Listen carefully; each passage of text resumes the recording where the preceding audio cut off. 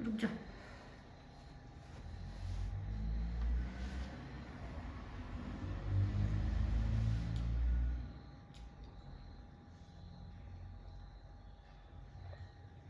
नमस्कार, जय हिंद सभी को।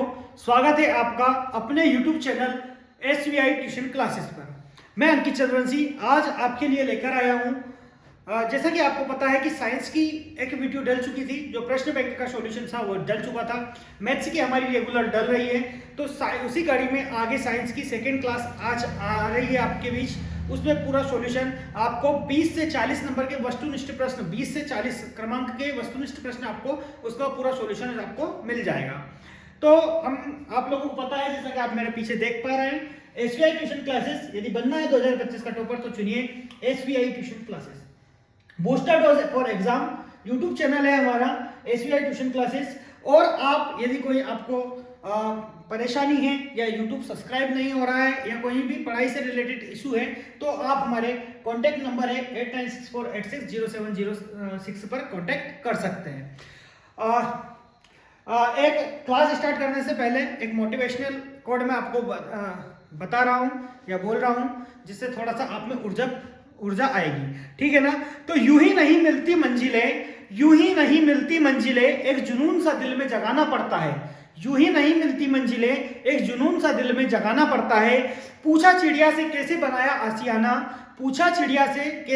आशियाना, तो वह बोली भरनी पड़ती है उड़ान और बार बार तिनका उठाना पड़ता है। जी हाँ दोस्तों, बार बार तिनका उठाना पड़ता है। हमें भी मेहनत चिड़िया के देखकर ही हमें मेहनत करनी पड़ेगी कि रोज रोज डेली पढ़कर अपने को साल भर अपने को पढ़ते हो गया। अब एग्जाम का टाइम आ गया है, अब अपना समय आ गया है, अब अपने को मेहनत करने की जरूरत है। अपन लास्ट में आप खुद के लिए नहीं तो उन माँ बाप के लिए पढ़िए। देखना आप रिजल्ट आएगा उस दिन देखना, सबसे पहले जाकर जितनी खुशी किसी को नहीं होगी, इतनी खुशी दोस्तों को भी नहीं होगी जितनी खुशी अपने माँ बाप को होगी, ठीक है ना। तो उनके लिए कम से कम अपने उन माँ बाप के लिए तो पढ़ लीजिए। सिर्फ 2 महीने बचे, सिर्फ 2 महीने भी अब नहीं बचे। फरवरी से आपके एग्जाम है, 28 फरवरी से एग्जाम है, 2 महीने भी नहीं बचे अब तो, ठीक है ना। तो पढ़िए। और यदि आपको कोई भी एसवीआई ट्यूशन क्लासेस आपके साथ है, यदि कोई भी प्रॉब्लम आ रही है तो आपके साथ एसवीआई ट्यूशन चॉइस इंटू 7 कभी भी आप एसएमएस करेंगे, कॉल करेंगे तो आपका रिसीव होगा, आपका आंसर का जो आंसर है वो आपको प्राप्त होगा, ठीक है। चलो बढ़ते हैं हम। जैसा कि आपको पता था कि मैंने 20 तक पहले करवा दिया था, आज 20 के आगे के जो क्वेश्चन है वो मैं आपको करवाऊंगा। सबसे पहले 21वें क्वेश्चन की यदि हम बात करें तो 21वां क्वेश्चन है अपना, क्वेश्चन नंबर 21वां है, 21वां है अपना। क्या है 21वां? पढ़ेंगे। खाना बनाते समय यदि बर्तन की तली बाहर से काली हो रही है तो इसका मतलब क्या है? तो इसका मतलब क्या है अपने को पता है। जैसे कि देसी भाषा में, हम गांव के सभी बच्चे हैं, अधिकतर गांव के बच्चे हैं, तो हमें पता है कि अपन जब चूल्हे में यदि कुछ करते हैं तो जो खाना बनाते हैं तो जो बर्तन है वो काले पड़ जाते हैं। तो किस लिए पड़ते हैं?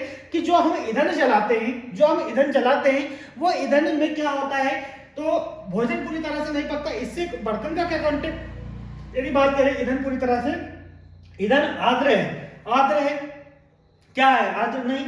ईंधन पूरी तरह से जल रहा है? नहीं, ईंधन पूरी तरह से नहीं जल रहा है। इसका सही आंसर आएगा ईंधन पूरी तरह से नहीं जल रहा है। यदि क्वेश्चन क्या आएगा, इसका सही आंसर क्या है? ईंधन पूरी तरह से नहीं जल रहा है, ईंधन पूरी तरह से नहीं जल रहा है, ठीक है। अगले क्वेश्चन की हम बात करें, एथेन का आणविक सूत्र C2H6 है। एथेन का आणविक सूत्र कितना है? C2H6 है। तो इसमें 6 सहसंयोजक आबंध होंगे, 7 सहसंयोजक आबंध होंगे या 8 सहसंयोजक आबंध होंगे या 9 होंगे। तो अपने को पता है कि C2H6, यदि कार्बन और हाइड्रोजन आपने पढ़े हैं, आबंध पढ़े हैं, तो आपको पता होगा कि C2H6 में 7 सहसंयोजक आबंध होते हैं। इसका सही आंसर है 7 सहसंयोजक आबंध। अगला यदि हम बात करें तो अगला क्वेश्चन हमारा है, अगला जो क्वेश्चन है हमारा वो है, कौन सा पद विद्युत परिपथ में विद्युत शक्ति को निरूपित नहीं करता? कौन सा पद विद्युत शक्ति को निरूपित नहीं करता? तो इसका सही आएगा IR²। ये आएगा IR², ठीक है ना। अगला है 24वां, ब्यूटेनॉन चतुर्कार्बनिक यौगिक है जिसका क्रियात्मक समूह है। ब्यूटेनॉन क्या है? चतुर्कार्बनिक यौगिक है जिसका क्रियात्मक समूह कौन सा है? तो आप सभी को पता है कि क्रियात्मक समूह इसका है आपका कीटोन। क्या है? कीटोन।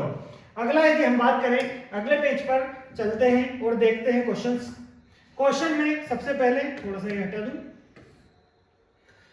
लोहे के फ्राइंग पैन को जंग से बचाने के लिए निम्नलिखित में से कौन सी विधि। तो लोहे के फ्राइंग पैन कैसा होता है, गर्म होता है, तो ग्रीस लगाकर नहीं, पेंट लगाकर नहीं, क्रोमियम की परत, जिंक की परत चढ़ाकर। कौन सी, जिंक की परत चढ़ाकर। सही आंसर किसके साथ जाएंगे हम, जिंक की परत चढ़ाकर। अगला है प्रतिरोध का मात्रक होता है, तो बच्चे को पता है प्रतिरोध का मात्रक क्या होता है। प्रतिरोध का मात्रक होता है आपका ओम। क्या होता है, ओम। यदि बात करें 27 में की यदि हम बात करें, थोड़ा सा बड़ा देख रहा हूँ स्क्रीन पे, यदि देख नहीं पा रहा तो थोड़ा सा बड़ा कर ले रहा हूँ। शाक पौधे मेटल के डंक में अम्ल उपस्थित होता है। कौन सा अम्ल उपस्थित होता है, तो ये अम्ल होता है आपका मेथेनोइक अम्ल। कौन सा होता है, मेथेनोइक अम्ल। यदि बात करें हाइड्रोकार्बन का उदाहरण है, तो हाइड्रोकार्बन क्या होता है, कार्बन और हाइड्रोजन, हाइड्रोकार्बन। तो हाइड्रोकार्बन का उदाहरण मीथेन भी है, एथेन भी है, एथिन भी, यानी कि उपरोक्त सभी आएगा, आपका आंसर आएगा उपरोक्त सभी। यदि 29वें की बात करें, 29वें की बात करें हम, कोई विलयन लाल लिटमस को नीला कर देता है, इसका संभवतः क्या होगा, मान क्या होगा।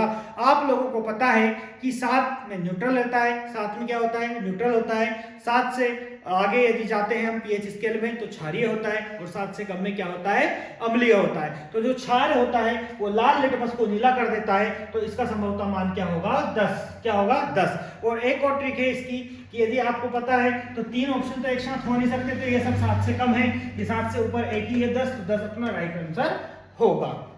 यदि बात करें प्राकृतिक सूचक की, नेचुरल जो प्राकृतिक सूचक रहता है उसकी यदि बात करें हम, तो क्या है, तो देखो फेनोल्फिन नहीं है, मिथाइल ऑरेंज नहीं है, और अमोनिया नहीं है, बचा कौन, हल्दी मतलब टर्मरिक।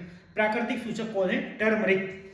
यदि बात करें हम नाइट्रिक अम्ल और सल्फ्यूरिक अम्ल का 1/3 का मिश्रण कहलाता है, तो 1/3 का नाइट्रिक अम्ल और सल्फ्यूरिक अम्ल का जो मिश्रण होता है वो अम्लराज कहलाता है। क्या कहलाता है, अम्लराज कहलाता है।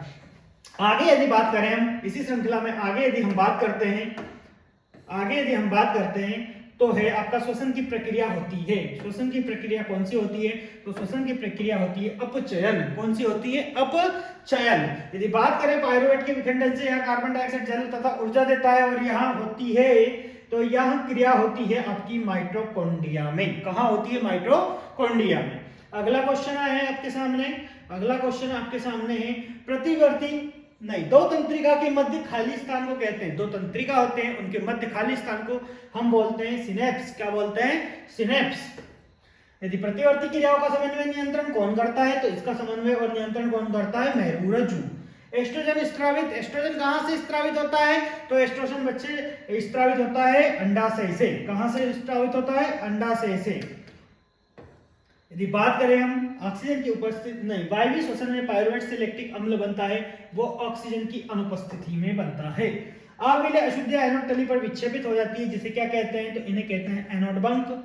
और अगला क्वेश्चन है विद्युत तारों के परस्पर वेल्डिंग के लिए प्रयोग की जाने वाली मिश्र धातु, तो वो है शोल्डर।